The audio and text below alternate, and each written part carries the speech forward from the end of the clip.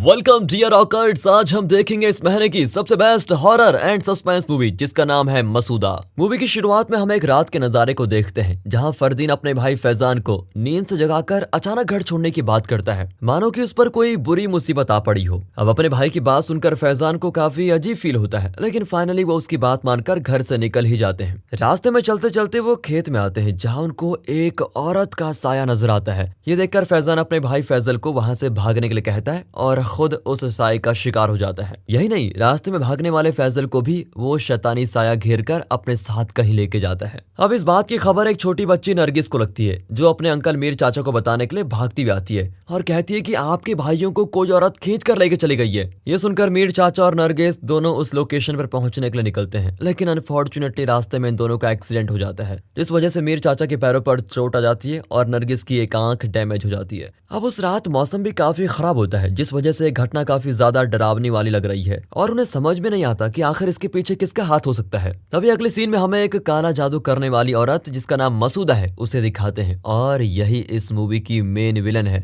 जिसने फैजान के साथ साथ एक औरत को बंदी बनाकर रखा हुआ है और वो बड़े खतरनाक तरीके से अपने काम को अंजाम दे रही होती है। इसी बीच तो वो एक आदमी की बलि भी दे देती है। वेल, इसी के साथ बहुत साल बीत जाते हैं और हम मीर चाचा और नरगिस को देखते हैं जो अपने परिवार के साथ कहीं जा रहे होते हैं। लेकिन तभी हम मीर चाचा के पास एक छोटा सा बॉक्स देखते हैं जिसमें एक खंजर छुपा हुआ है, और वहीं हम नरगिस को देखते हैं जिसके हाथ में एक हरी चादर लिपटी हुई है। तो फाइनली वो कुछ लोगों के साथ एक पुराने खंडर पर पहुंचते हैं। मानो इन सब का इस घर से कुछ ना कुछ तो रिलेशन जरूर होगा, लेकिन घर के अंदर जाते ही वहां मानो कुछ अलग ही रिएक्शन होने लगते हैं। जैसे मीर चाचा के साथ आए लोगों को अचानक कोई साया जान से मारने लगता है, जिन्हें देखकर मीर चाचा उन्हें बचाने की बहुत कोशिश करते हैं, लेकिन अकेला होने के कारण वो कुछ नहीं कर पाते और खून खराबा होने के कारण बहुत लोगों की जान चली जाती है। कुछ वक्त बीत जाने के बाद पुलिस उस हादसे की इन्वेस्टिगेशन करने के लिए उस लोकेशन पर पहुंचती है, जहां वो देखते हैं कि उस एरिया से बहुत गंदी स्मेल आ रही है और घर के चारों ओर लाशें ही लाशें बिखरी हुई है। तभी पुलिस की नजर अचानक एक पेड़ पर बंधी हुई लाश के ऊपर पड़ती है, जिसे बड़ी बेरहमी से खंजर घूमकर मार दिया गया है, और ये लाश किसी और की नहीं बल्कि इस मूवी की मेन विलन मसूदा की है, जो कैसे मरी ये हमें आगे जानने को मिलेगा। इसी के साथ प्रेजेंट में सीन शिफ्ट होता है और हम गोपी को देखते हैं जो अपनी पड़ोसी नाजिया के घर पर आया हुआ है, जिसे नाश्ता करने नहीं बल्कि चूहा पकड़ने के लिए बुलाया गया है, क्योंकि नाजिया को चूहों से काफी डर होता है। वेल, अगर गोपी की बात करें तो गोपी एक सॉफ्टवेयर इंजीनियर है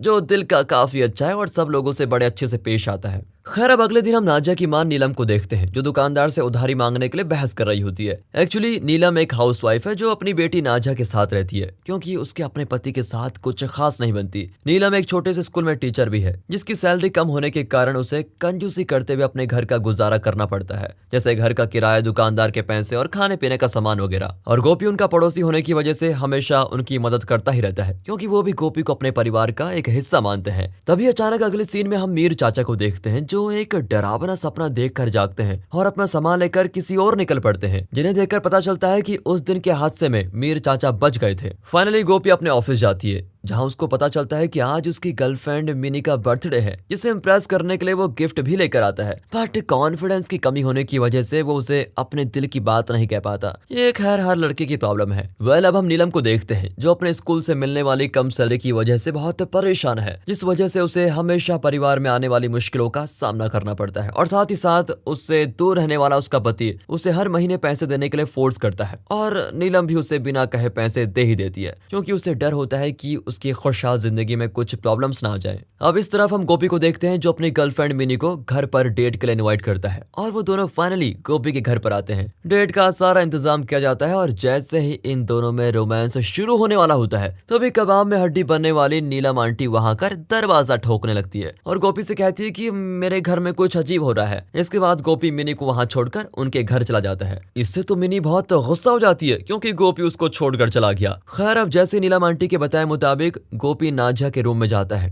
वो देखता है कि नाजिया कमरे में बैठकर रो रही है, पर इससे पहले गोपी उससे बात करे नाजिया उससे शैतानी आवाज में बोलने लगती है। ये देखकर तो गोपी की हालत खराब, और वो वहां से निकलकर नीलम आंटी को बताने लगता है शायद आपकी बेटी कुछ खतरनाक तरीके से बीमार हो गई है, इसीलिए ऐसी हरकतें कर रही है। अब नीलम कहती है कि रात के वक्त तो कोई हॉस्पिटल ओपन होगा ही नहीं, इसलिए प्लीज तुम कुछ करो। अब गोपी एक बकवास आइडिया के साथ एक झाड़ू और चावल लेकर नाजिया के पास जाता है। और उस चावल को नाजिया एकदम भूखे कुत्ते की तरह खाने लगती है, मानो जैसे वो कई सालों से भूखी हो। अब नाजिया के इस अजीब बिहेवियर को देखने के बाद आपको तो पता चल ही गया होगा कि ये किसका काम है। जी हाँ दोस्तों, नाजिया पर एक शैतानी साया मंडरा रहा है जिसके बारे में उसे खुद भी खबर नहीं है। अब नाजिया की हालत को देखकर कल सुबह उसे डॉक्टर के पास लेके जाया जाता है, जिसकी चेकिंग करने के बाद डॉक्टर कहता है कि शायद आपकी बेटी को किसी चीज का सदमा लगा होगा, जिस पर वो उसे कुछ गोलियां खाने के लिए देता है और कहता है कि इसकी तबीयत में अब सुधार आ जाएगा। अब हॉस्पिटल से आने के बाद वो एक जगह पर रुकते हैं जहां नीलम को अपनी बेटी की बहुत चिंता सताई जा रही होती है और कहीं ना कहीं उसे भी लग रहा होता है कि ये कोई बीमारी नहीं बल्कि एक वशीकरण है। और चौंकाने वाली बात ये होती है कि इसी बीच मीर चाचा इन तीनों पर नजर बनाए हुए हैं। इसे देखने के बाद तो हमें एक पॉइंट और सोचने पर मजबूर करता है कि आखिर मीर चाचा और नाजिया का क्या रिलेशन है। इसी बीच ऑफिस में गोपी ये सारी बातें अपने दोस्त सुधाकर को शेयर करता है, जिस पर सुधाकर विश्वास नहीं करता और उसे इग्नोर कर देता है। घर आते वक्त गोपी अपने मोहल्ले के एक सैलानी बाबा से मदद मांगता है, जिसके बाद वो उसे एक फेमस पीर तांत्रिक अलाउद्दीन से मिलने के लिए कहता है। अब ये दोनों पीर बाबा से मिलने के लिए निकल जाते हैं। वहां पहुंचने पर गोपी को पता लगता है कि ऑलरेडी बहुत सारे लोग पीड़ित होने की वजह से यहाँ लाइन में खड़े हैं। बाबा से मिलने के बाद नीलम अपनी बेटी की सारी बातें उनसे कहती है। अब नीलम की बातें सुनकर अलाउद्दीन उन्हें एक तांत्रिक ताबीज देकर उसे नाजिया के हाथ पर बांधने के लिए कहता है, जिससे वो सुरक्षित रह सके। फिर बाबा के कहे मुताबिक नीलम अपने घर आने के बाद ताबीज उसको बांध देती है। अगले दिन नाजिया स्कूल जाती है, जहां वो अपने दोस्तों के साथ झूला झूल रही होती है। इसी बीच मीर चाचा भी उस पर नजर बनाए हुए हैं, जिसे हम शुरुआत से देखते हुए आ रहे हैं। अब नाजिया अकेला झूला झूल रही है, तभी मीर चाचा उसके पास आकर उसका हाथ पकड़ लेते हैं और तभी अचानक उनको एक झटका लगता है और उसे पास्ट में हुई सारी अजीब हादसे याद आने लगते हैं, जिस वजह से वो खून की उल्टियां करने लगता है। और रास्ते पर चलते चलते अचानक एक कार आकर उसे टक्कर मार देती है, जिस वजह से उसकी मौके पर ही मौत हो जाती है। तभी हम गोपी को मिनी से बात करते हुए देखते हैं, जहाँ गोपी मिनी से गोवा चलने के लिए फोर्स करता है और मिनी भी गोपी की रिक्वेस्ट को मान लेती है। यहाँ मीर चाचा को देखने के बाद नाजिया डर के मारे क्लासरूम से बाहर खड़ी होती है। इसे देखने के बाद जब उसकी टीचर उससे सवालात करती है तो अचानक उसकी नाक में से खून आने लगता है और वो वहीं पर बेहोश हो जाती है, जिसकी खबर लगने के बाद तुरंत नीलम उसे वहां से घर लेकर आती है। इसी बीच उसकी नजर नाजिया के हाथ में मौजूद उस ब्रेसलेट पर पड़ती है, पर जब नाजिया से इसके बारे में वो पूछती है तो नाजिया उसे झूठ कहती है कि ये मेरी दोस्त लक्ष्मी ने मुझे दिया है।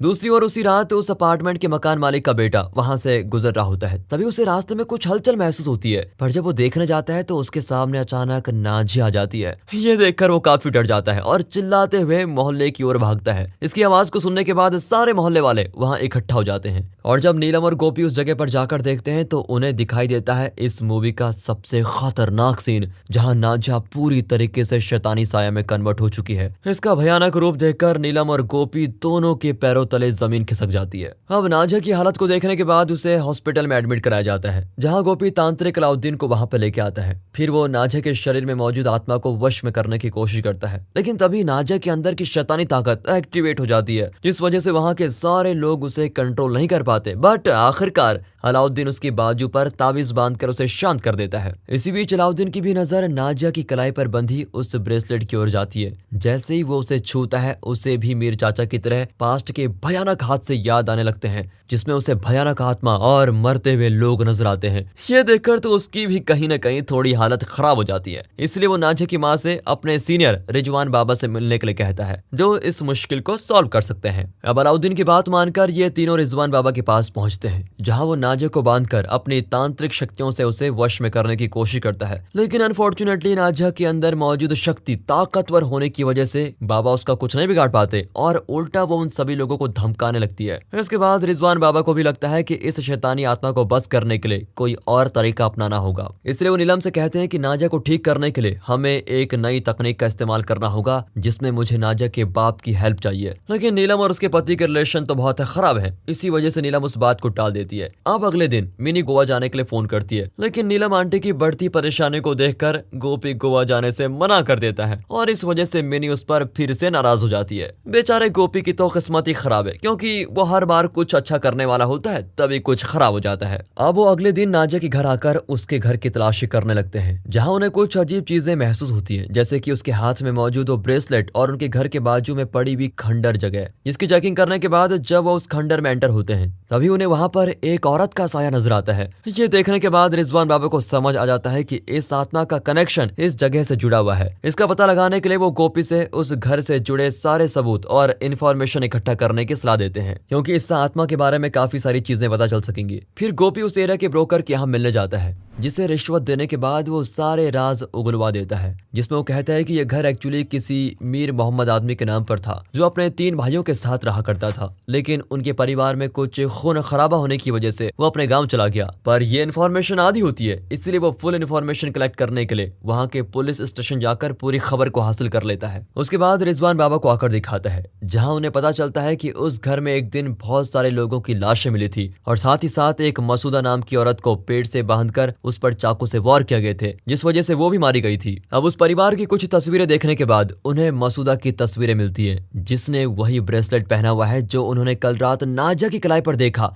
ये देखने के बाद उन्हें यकीन हो जाता है कि मसूदा का शैतानी साया नाजिया के शरीर में मौजूद है, जो काफी खौफनाक और शक्तिशाली है। अब उस ब्रेसलेट के बारे में रिजवान बाबा उसकी मां नीलम से बात करते हैं कि वो ब्रेसलेट नाजिया के पास आया कैसे। जवाब में वो कहती है कि ये उसकी दोस्त लक्ष्मी ने उसे गिफ्ट किया था। तब रिजवान बाबा कहते हैं कि नाजिया को ये ब्रेसलेट किसी दोस्त ने नहीं दिया, बल्कि उसे ये खंडर में मिला, जो उसने अनजाने में पहन लिया। कुछ वक्त बीत जाने के बाद गोपी नाजिया से मिलने के लिए उसके कमरे में आता है और उससे सवाल जवाब करता है, जिसके बाद नाजिया उसे कहने लगती है कि मैं खुद परेशान हो गई हूँ और मुझे नहीं पता कि मेरे साथ क्या क्या हो रहा है और कौन कर रहा है और क्यों हो रहा है। देखते देखते उसके अंदर का शैतानी साया एक्टिवेट हो जाता है और वो गोपी पर चाकू से हमला कर देती है, जिस वजह से उसके हाथों पर चोट आती है। इस सदमे से तो गोपी काफी डर जाता है और नीलम आंटी से बात करके कहता है कि सॉरी आंटी, आज के बाद मैं आपकी मदद नहीं कर सकता। नीलम भी उसकी ये बात सुनकर अपने घर लौट जाती है। कुछ दिन बीत जाते हैं और सभी बहुत परेशान रहते हैं। दूसरी ओर नीलम आंटी भी अपनी बेटी की हालत को देखकर दर दर की ठोकरें खाने लगती है, क्योंकि गोपी के सिवा उसकी कोई मदद करने वाला है नहीं।